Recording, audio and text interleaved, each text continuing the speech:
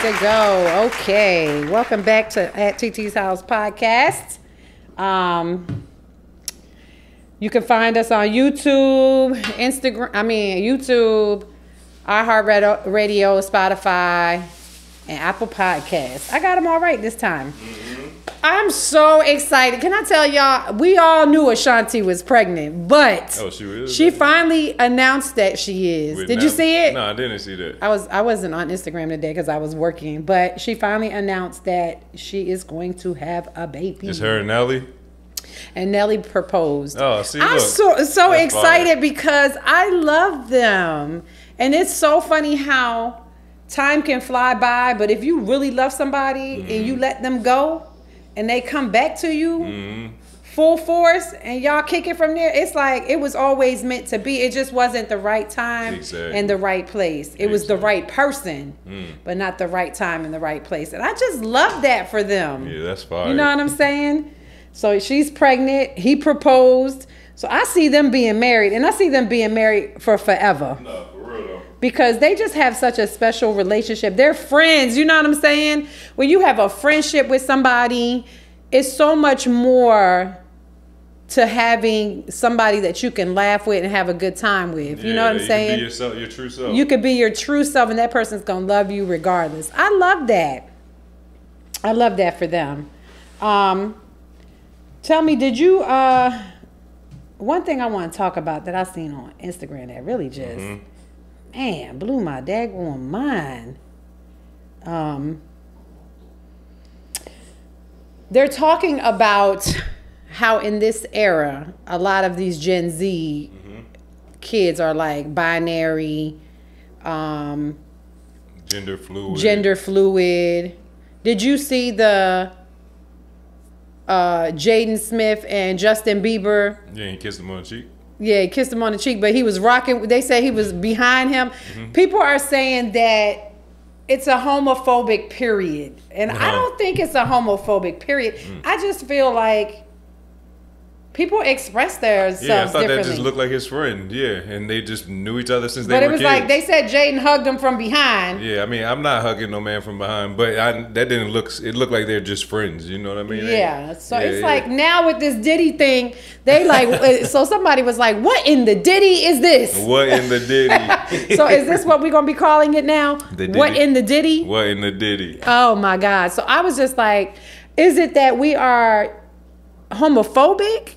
Or are we, because they're saying they're pushing this agenda. Have you heard that? Yeah, I've heard that just in like school and TV and on cartoon shows. But I think it's just, it's way more cameras. So you're just seeing people being more expressive and loving to people.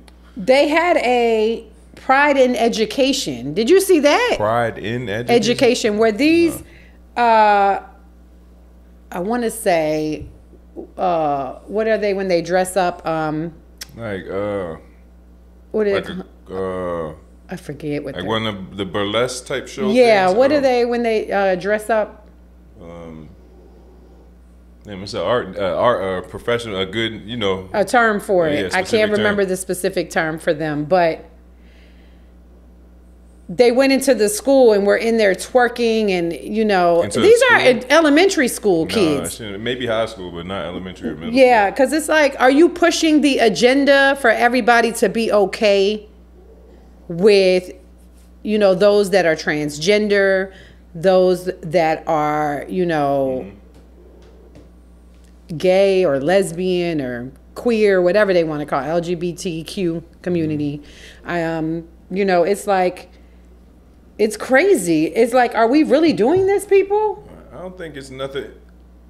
I think elementary schools too. Teaching this radical LGBT grooming agenda in schools. It's one thing if parents want to do that on their own time. That is a parent's right to do that, with some exceptions, of course. Why are we in elementary schools? Yeah, I mean, I can understand high school, because then they're about to be adults, and you're just trying to prepare them for, you know, to be who they are, and you know, teach them about the world. But I think we're just early. pushing. Like, are we really making this okay? You know what I'm saying? Is it okay? Why? I mean, why shouldn't it be okay? It's just people loving somebody. I'm okay with love. Love whoever you love, but elementary school is early. That's too early to be pushing. I think you're confusing these kids. You know what I'm saying? Yeah. It's enough that kids have to put up with if they're in a single family household, if they're coming from divorced parents. Like, it's a lot that kids have to deal with. And for you to push this on a child, let the kids play at the park. Let the kids play in the park and be who they are. You know, even they were saying, you know, like some kids, you know, at that age, there's no, parents are not pushing gender. Like that. Back in the day, you would wear pink because your mom would make you wear pink because you was a girl, or purple because you're a girl. Now boys are wearing pink and yellow, and it's okay. You know what I'm saying? It's okay. So I don't know. I feel like, let's stop pushing this LGBTQ agenda everywhere and pushing it in people's faces, because I feel like that's what you're doing when you're going into elementary school and doing this. Drama queens is what they are. Drama queens? Is that... I don't think that's the correct... It's not drama queens. No. I think it's called... no, it's not drama queens. They're... oh my God, I can't think of the name. Yeah. I can't think of the name. They're not drama queens. They're... whatchamacallit has the show that comes on? Yeah, that RuPaul's Drag Race. Drag Queens. I know it was... Yeah, y'all, I was close. I said drama queens, but it's drag queens. Yeah, drag queens. Drag queens. So they have drag queens in there twerking in the elementary school. No, that's crazy. And the guys were dressed like women. It's too early for kids to It's too early in elementary school. That's all I say about it. Let it. And like she said, let the parents decide if that's the agenda they want to push in their homes. Please stop pushing it in kids' faces. What state was this in? I don't know what state it was in. It doesn't say. It's probably California or somewhere. Oh my Lord! Why you say California? Just somewhere that's free, liberal, or Oregon or something like that. Maybe. Some exceptions, of course, but to bring this in and bake this into a public school curriculum is wrong. And meanwhile, Chinese students are... It was on Fox. If you look on Fox and see. Yeah, we'll have to find out which city that was in the state. I mean, I always say, even for, you know, women, you know, we should be teaching a lot more than twerking and teaching our girls how to twerk and all that stuff. Teach them how to carry a gun and to shoot. Yeah, but elementary school too early for that too. It is. I agree with that. Crazy. Did you see the? I think, did we talk about this? I don't think we talked about this. The girl that was talking about black people are not country because of Beyonce's record. Oh, you mentioned it. Yeah. I did. Yeah, last week. Man, did you watch the whole video? I felt like, wow, who is she to come? Yeah, does she do music or something? Who is she? She's just some random chick. Like, you're just some random chick talking about Beyonce. I think you wanted to go viral. She was trying to go viral. Man, I need to talk about Beyonce then. You know what I'm saying? Because you out here just saying a whole bunch of crazy stuff. Black people ain't country. They grew up. If you grow up in the country, does that make you country? Yeah. Yeah. I've met some country South, black people. Slavery was mostly in the South, right? Yeah. I think we're the most country. If we want to be honest. Like, yeah. I mean, Houston is country. It's country. Texas. Texas. Exactly. Yeah. Like, what? Why, she's from Houston, Texas. Why would she not be? Yeah, why is it off limits for her to sing country music? What are y'all mad because she can cross over? Yeah. Man, don't be mad because she's talented and you're mad because she produced a whole country album and nobody seen it coming. Yep. Y'all didn't even know she was in the studio with Dolly Parton. Jolene. Yeah, exactly. So I don't know. I don't know. You got to be careful what you feed yourself. We talked about that last week. Like, what you watching, what you're taking in, all that negative energy, that affects people. You know what I'm saying? Everything. That's why I be trying to stay off of TikTok and getting caught in the algorithm, because then you're being controlled by what they want to feed you. Oh, anything. That's true. You know what I mean? Because they're just showing you what they want to show you. It's different when you're on YouTube and you're clicking on stuff. You're choosing. Yeah. TikTok, it's just, they just put the next video. Oh, put this in front of me. Put this. Yeah, and how do they choose how that goes? Based on what they see you like searching or things that you've clicked on in the past. So they come back and push that in. Oh, okay. It's funny because I was watching a whole bunch of Spanish videos one day, and they just kept coming up. And I was like, how in the heck are all these Spanish videos all of a sudden, like Spanish food videos and stuff? And I was like, I never watched this stuff. And all of a sudden, it was bombarded on my timeline. Yeah, because you was looking at that day, you said. Yeah, it was like a lot. Crazy. Anyway, last week we talked about fighting fair, right? So I wanted to come back and kind of just come back to that fighting fair, but not, but just talking about conflict and conflict, how to resolve conflict.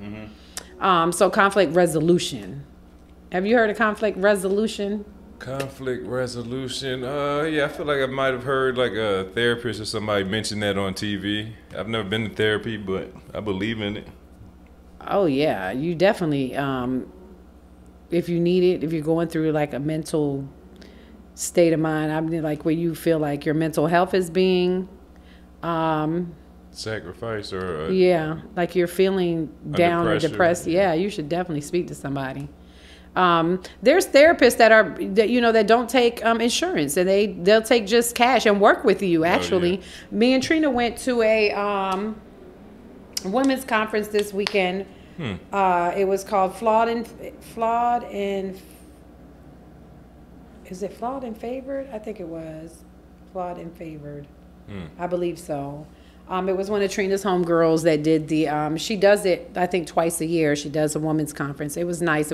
She had a great turnout, but, she had a mental health clinician come on there and talk about like, religion and mental health and, you seeking someone to talk to. And she was saying that she takes, cash or check or, and she'll work with you as far as like, therapy pricing. Yeah, it's not all about the money for her. It's not all about the money for her. It's about helping people. And I think that's great. And she was actually funny, very charismatic. She was funny, though. She talked about her childhood and, just the church and stuff like that. But it was pretty enlightening. I actually felt pretty good when I left there. At first, I was like, I don't even know if I really want to go, because it's a Saturday. It's early morning. You got to get out the bed. And it's like, do I really, really want to go and do this today? You'd have got out of bed for brunch, though. I definitely would have got out of bed. If Tiffany called me and said, let's go to brunch, I would have been like, let's go. Let's go eat. We always ready to go eat, though. Look. But it's funny because they served like a small little brunch there or whatever. But it was nice because it was a lot of women of color. Yeah. Where they have it at? They had it in, it was actually on Main Street in Woodstock. Okay. Woodstock? Yeah, like Woodstock, up north of the city. Yep. It was an hour drive from here, but it was great. I was like, when she has the next one, I definitely want to go because I feel like it was very enlightening. And just meeting women there from all over. There were some women that came from Kansas, from Texas, Maryland, Chicago. I mean, like women came from all over the place. All right, you should try interviewing for your podcast. Oh, I do want to interview. It's funny you say that because I do want to bring the mental health clinician on. I already asked Trina, like, can you talk to Faye and get Kristen? Her name was Kristen, and I said get her information because I'd love to bring her on the podcast. I don't know if she's out of Birmingham, Alabama, or if she's local. Okay. So we'll see. But I definitely want to bring her on my podcast. Either way, it's right up the street. We'll take that ride. Yeah, we can go up there and set up there, right? Yeah, oh, that's true. I never thought about that. But definitely want to check that out. I mean, have her on the podcast. So I want to talk about, since we talked about fighting fair, I want to talk about conflict and conflict, resolution. And the benefits, of the strategies that they use. So I want to talk about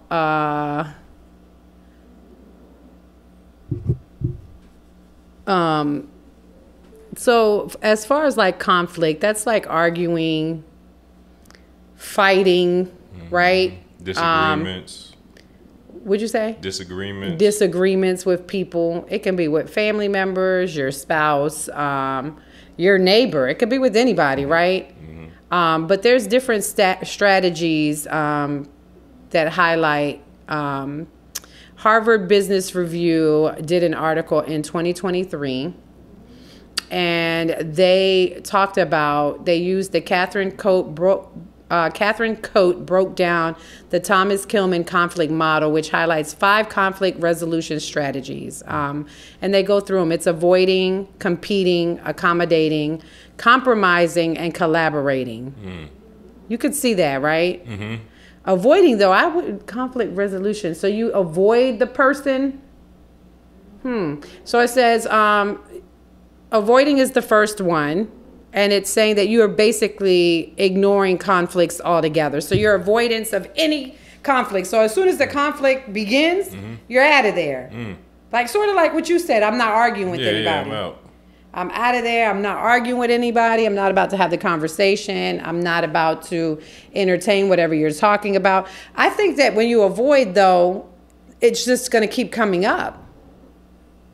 No, because sometimes things happen because somebody's having a bad day. Somebody might just be on, people have bad days, and sometimes the energy, they take it out on the wrong people. So if it's something that you know is serious that needs to be discussed, then we'll discuss it later when we're both level-headed. But if it's something that I know you're just like, why is she, Yeah, she's just in a bad mood and want to come in here and be arguing with me about the dishes or I didn't fold the clothes. Yeah, I'm about to go to the gym. I'll be back. Like, it's funny because I talked to someone yesterday. I'm not gonna mention no names, but you know who you are. But she's married, and she was talking about her spouse and how her spouse doesn't help her clean up, like in the house, right? So he's not helping her clean up, and because she said it's because he's had people do it for him. And now you're married and you don't have the money to pay somebody to do it for you. So now you are definitely married and you expect your spouse to do it for you. So a lot of times, she'll leave. For example, yesterday he said he was going to wash the dishes before she came back. Go enjoy. It's her birthday. Go out, enjoy your birthday. Don't worry about it. I'm going to wash the dishes. And she came back home and the dishes were still in the sink. So at that point, you want to avoid it? I avoid it. I'm going to start throwing the dishes away. You know me. I'm going to throw the dishes away. If you don't want to wash them, I'm not washing them either. When there's no dishes in here, we won't eat. Yeah. Then you'll be looking. How can I help you to wash the dishes? You know what I'm saying? Yeah. For real. Remember when you were little, what did I used to do? When you wouldn't put your clothes and shoes away. Do you remember? I guess throw them. That's what I imagine. I used to put them in garbage bags and put them in the back of my car and give them to you. I make it something. Oh, I threw them away. Yeah. And you'd be like, you threw my shoes away. You'd be having a fit. Nah. But you don't want to clean your room? I'm going to throw your shit away because I am not going to clean your room for you. So I told her, just throw the pots and pans away. Whatever dishes are in the sink, put them in the trash can and put them to the curb. I bet you he'll start. I think that's big. You're avoiding arguing, but you're also teaching a lesson. Yeah, stack him in front of the TV or something, whatever he be doing. He on the computer. I was like, what? She was like, I just can't. People don't realize that things that are that minute turn into bigger things and bigger things and bigger things, especially if you're avoiding to me is really, you're not dealing with the conflict. And every day it just gets bigger and it's like a pimple. It just keeps growing till it pops. Yeah, but remember I was saying I only do that when it gets to arguing or when it gets to the level where it's like it's only going to continue to get worse. When nothing is being solved, when you're trying to have a talk and it's just back and forth and nobody's, that's the time where I avoid and I'm out. Because there's nothing is happening here. I feel like I avoid when it's just not worth it for me. Yeah, that too. It's like I'm not about to argue with you if I know that, one, you're not really listening to what I'm saying. Two, you're formulating in your own mind, how to attack me. Yeah. You ain't using the 16 strategies for fighting fair. Like you know what I'm saying? So I feel like if I'm going to be attacked, I'm just going to avoid you altogether, and I'm just going to walk away. Yeah. But I do think that, and in this article, they talk about like you deem it unimportant. So you're like, I'm just going to delay dealing with it. But at the end of the day, when you have another person that is really adamant about having the conversation and you're trying to push them away, really you're just making them angry.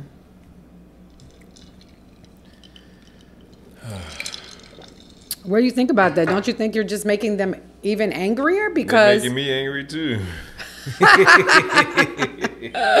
You're simply like ignoring the problem.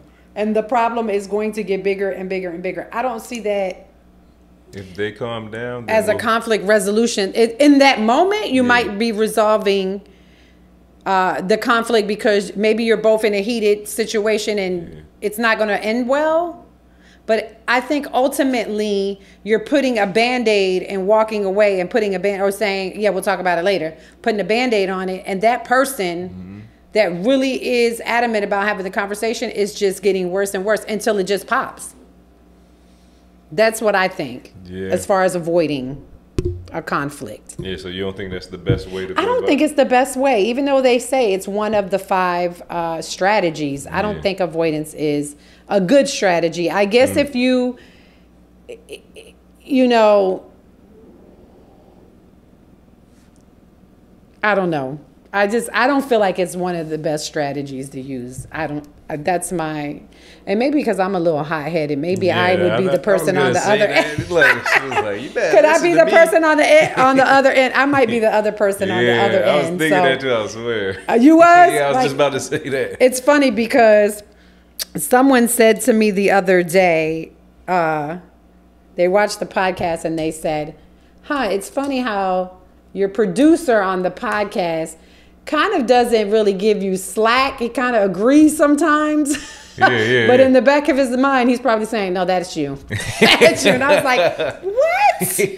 He just doesn't want to have any conflict. I was like, that is not true. That's funny. I literally was just about to say that about you. You really? No, when you was saying I would be the other person, the aggressor. I probably would be the aggressor because I'm the type that I over communicate. I think it depends on the person's communication style. If they're just a chill person and they're like, conflict avoid, like you said, you don't like to argue or fight, I'm just going to avoid it altogether. It's not worth it. For me, I'm an over communicator, so I always want to talk through it. I always want to learn from it. And I feel like if you're avoiding it, you're not really there's no assertiveness, you're not cooperating, you're not, you know what I'm saying? I'm going to feel like, oh, you're really challenging me because you don't really want to pay attention to what I'm saying. Yeah, I mean, as long as you come back and talk about it later, then I don't think there's nothing wrong with avoiding it for time being. Okay, I guess you're right. The next one is competing. Well, the competing strategy involves a high level of assertiveness to satisfy one's own concerns, often at the expense of the other party's needs. Wait, these are supposed to be good strategies? These are supposed to be 5 conflict resolution strategies. While in jail. That's what I'm just playing. The way that they sounded. And this is like, they did it specifically for the IT industry, but it can go transfer along different industries. Okay. It can transfer to relationships. So this is more business related than It is not, no, because it can transfer to relationships too. Okay. I just think it's competing is another one. Are you competing at the expense of someone else sometimes? So competing, what do you think when you think of competing or competition? What do you think? Excuse me. What do you think of that? Like, what comes to your mind? I'm guessing that they're saying, like, don't stand down if you really believe in something, like, fight for it. Exactly. People that use the competing strategy are people that, bless you, seek to win. Yeah. Or dominate. Or maybe have been, like, held their words in for so long, and now they're trying to learn how to, how to choose like, people walk all over them, so now they got to compete. Yeah. To get it done. Oh, that makes sense. So now you're being definitely dominating and trying to achieve, and trying to be heard in the conversation. Exactly. Yeah, you want to be heard. That makes sense. The third one is accommodating. Accommodating. So what do you think about when you're accommodating someone? That sounds like manipulating. It's like, come on, come over manipulation. Here. Accommodation equals manipulation. Is that what you were saying? Yeah. So accommodating basically is prioritizing the needs and concerns of the other party over one's own. So you're basically, you might give in to the conflict just so that you can make them happy. Yeah. But really, you're miserable inside because you're like, all right, whatever, you won. Yeah, I don't think I forfeit. It's like you're forfeiting. Accommodating is, forfeiting in the conflict. Yeah. I don't think I could do that. Unless it's not that serious, like you said. When it's just like whatever you're arguing about. But you're really, like I said, you're forfeiting the argument to that person and you're letting them win. Mm-hmm. It might create harmony in that moment. Yeah, but you're going to be mad. But you're going to be mad because, like I said, you're not seen and you're not heard. Mm-hmm. That creates conflict within yourself. Mm-hmm. You know what I'm saying? And then you become angry at that person because you're always forfeiting and allowing them to win. Yeah, and that's really on you, to be honest. Yeah, I don't know about that. I feel like that's not something that I could do. I ain't about to forfeit. I'm sorry. I want to win, win, win. She said she's DJ Khaled. All we do is win. Win, win. Yeah, I'm telling you, because I feel like that's hard when you accommodate somebody else because you are really, I feel like you lose yourself every time you accommodate somebody else. What do you think? Can you see that? Yeah, I can see how you lose yourself in accommodating, but say if you're in a marriage with someone and all the time, because that person might be too overly sensitive, or that person may be an angry person, you know what I'm saying? And you're always forfeiting. I feel like I did that in my last relationship. Yeah. I was always accommodating. You know why? Because I walked away from the conflict because I felt like that person was angry and mean, and you never knew how they gonna react. How was they gonna react in certain situations? And for me, I felt like for my own safety, I'm just going, all right, you win. Exactly. So it just all depends on where, and then that's how you know if you got to do that every time, then you're in the wrong place. That's not a healthy place. That's not a healthy relationship for you. If you can't, like you said, you lose yourself. And I felt like in that relationship, I really did lose myself because I was always accommodating. Mm-hmm. I was always, when I felt like things, like if I said something and the person's facial expression or their body language was a certain way, I'd just be like, all right, I'm out of here. Yeah. You win. Yeah. You're the winner. I'm the loser. Mm-hmm. Big loser. I am not about to have this conversation with you because it's not healthy. And potentially I may be hurt. You could be hurt. You don't know how people react to certain things, physically, mentally, or emotionally hurt by that person because you don't know how they're going to react. And I feel like a lot of times, one person is softer than the other, or one person is, for me, I felt like when I backed down, I lost myself. I wasn't heard. You're not seeing me. You're not listening to me. And a lot of times I was angry. Mm-hmm. You know what I'm saying? Because every time I try to have a conversation with you, you didn't want to hear it. You know what I'm saying? You're walking around angry in a relationship, and that's not cool, and it's not healthy. Holding grudges and stuff. Holding grudges. You start to hate that person. When I start hating the way you smell, it ain't good. It ain't going to end good.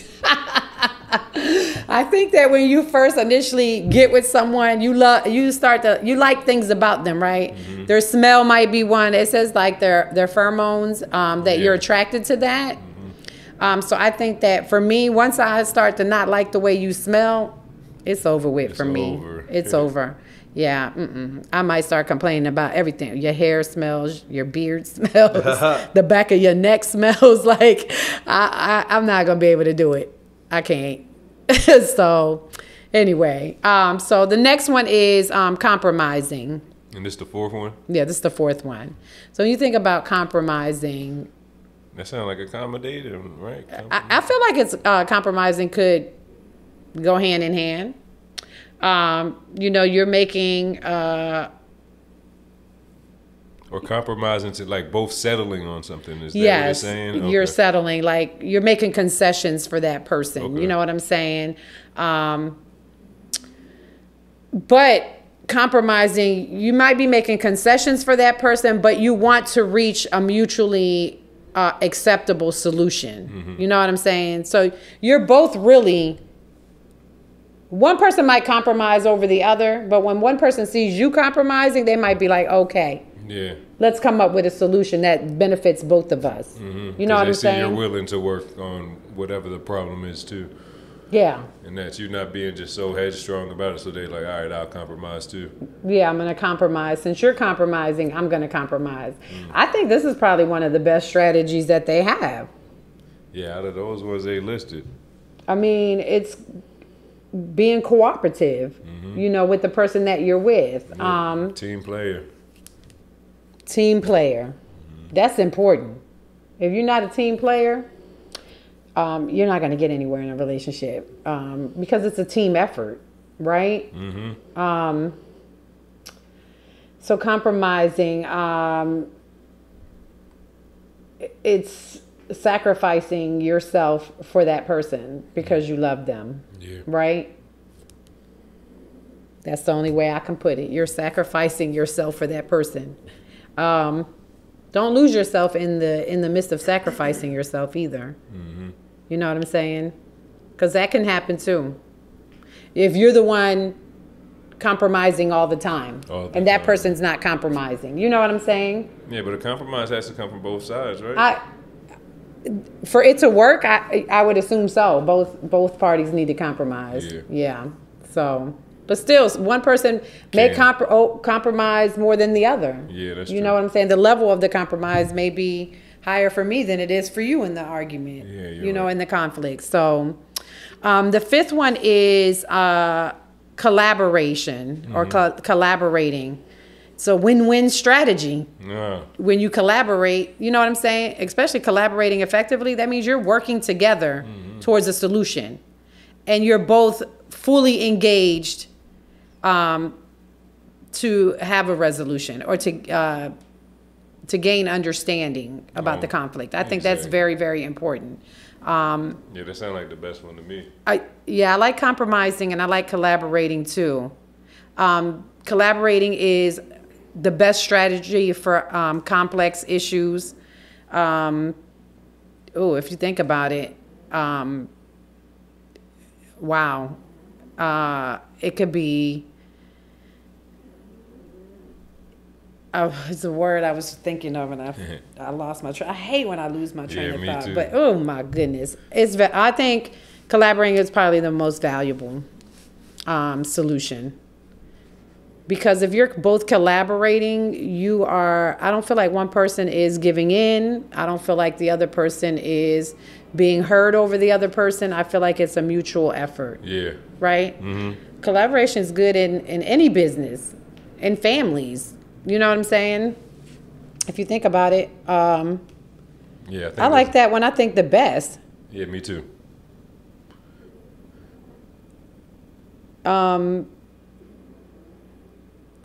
What do you think you can gain from using these strategies? Like if you are using these 5 conflict resolution strategies, what are some things that you think, some skills that can come from using them?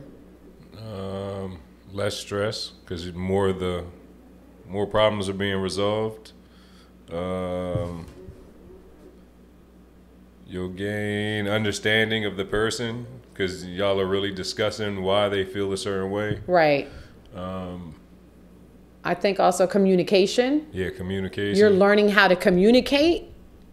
And you're listening. A lot of people, I already told you, I say this all the time. When it's like an argument, my conflict resolution is shutting down. When I get too stressed, I stop listening.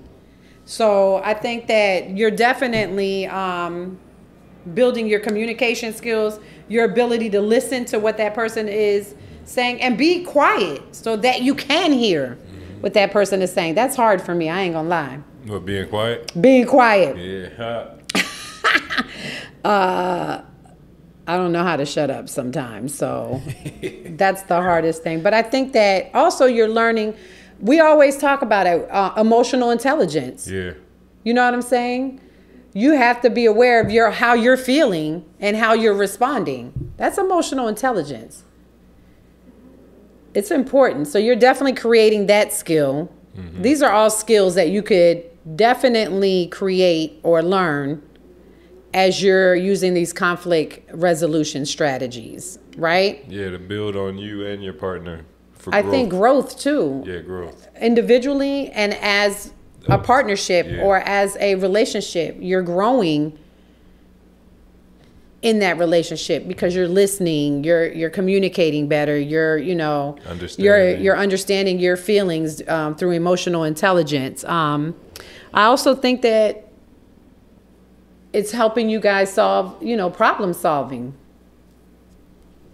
Right? Mm-hmm. I think that's a lot of times that's important. You're compromising. That's hard. Mm-hmm. It's hard for people to compromise, but I think you're learning patience. You got to have patience when you're dealing with people in the midst of a conflict. You can't. I think that sometimes we respond hot-headedly instead of just taking back. Sometimes it is good to kind of walk away and avoid it until you're level-headed. We talked about this. Yeah, because I'm hot-headed. You're hot-headed, so am I. So am I. So I think sometimes walking away and then coming back, I journal my feelings so that I can come back and say, this is how I felt in that moment, so that I can definitely practice emotional intelligence when I get like that. I'm not always emotionally intelligent, so I have to walk away and avoid it at that moment so that I can come back and say, okay, I'm ready to talk about it. And I always feel like some conversations, when it's conflict, you have to be prepared to have the conversation. Have notes. What is it that person said to make you mad? And prepare your notes for how you want to respond to it. Because I think in the heat of the moment, you can't respond how you would like without being critical. You know what I'm saying? Mm-hmm. If you're not level-headed, you're going to respond differently. You're going to probably be really critical. You're probably going to be mean.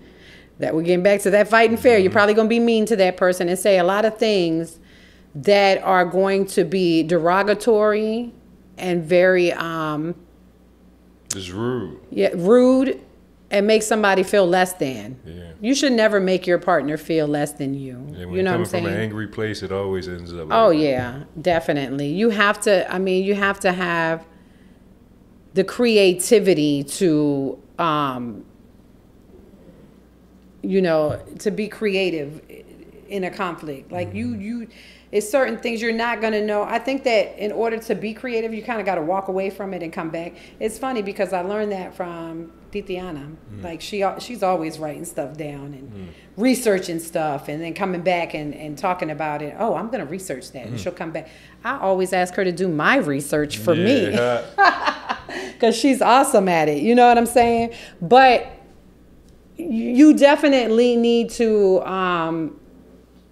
if it in that moment, and now I see why avoidance is one, because you really do, if you feel like you're not prepared to have the conflict or to have the disagreement or the argument, get prepared so that when you do come back and you're ready to have the conversation, you can really talk to what you're feeling, how you're feeling,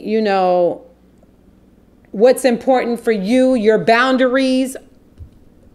You got to write that stuff down. That might not come in that moment.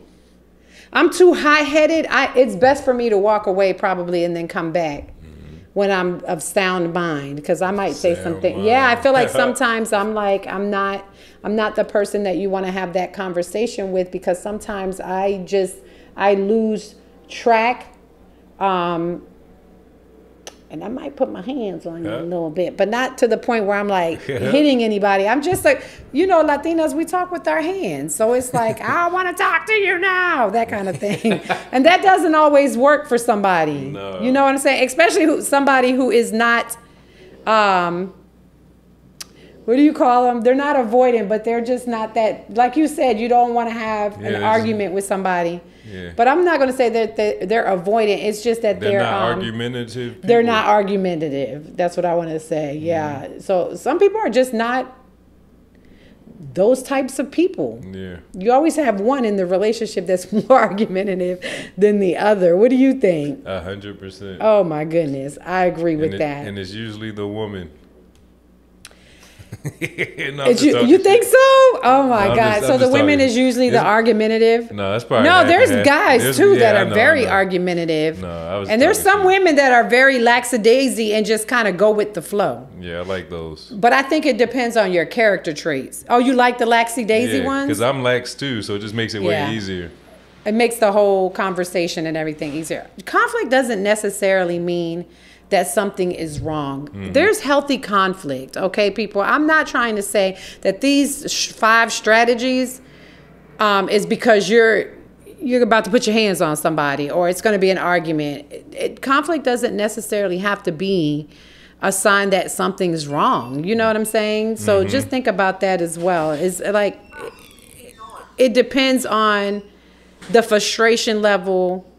And, I feel like you can lovingly tackle being in a conflict with somebody. I think it depends on the respect and love the genuine love and respect that you have for that person. And that you should definitely not be trying to, hurt anybody's feelings. Hurt their feelings or, I definitely, you got to have patience and, definitely think positively in any relationship.